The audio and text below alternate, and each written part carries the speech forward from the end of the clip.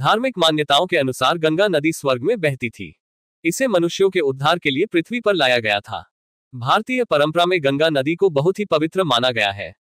ऐसी मान्यता है कि गंगा में डुबकी लगाने से मनुष्य के सभी पाप नष्ट हो जाते हैं। यही कारण है कि तीज त्योहारों पर बड़ी संख्या में लोग गंगा तट पर स्नान दान आदि के लिए पहुंचते हैं। कुछ लोग घर में गंगाजल रखते हैं। घर में गंगाजल रखने के भी कुछ नियम हैं जिससे उसकी पवित्रता बनी रहती है। क्या है गंगाजल रखने के नियम? हिंदू धर्म में गंगाजल को बहुत पवित्र माना गया है।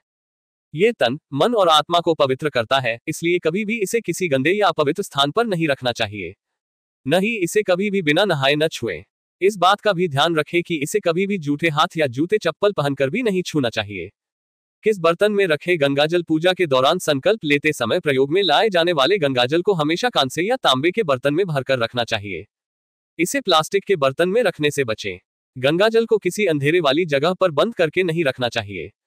किस दिशा में रखे गंगाजल? गंगाजल को हमेशा अपने घर के ईशान कोण यानी पूजा घर में ही रखना चाहिए। माना जाता है कि इस दिशा में देवताओं का वास होता है। अगर आपके पास थोड़ी मात्रा में गंगाजल है तो आप पूजा वाले जल में उसे मिलाकर गंगाजल की तरह ही प्रयोग कर सकते हैं। ये भी कहा जाता है कि गंगाजल को स्पर्श करके कभी झूठ नहीं बोलना चाहिए।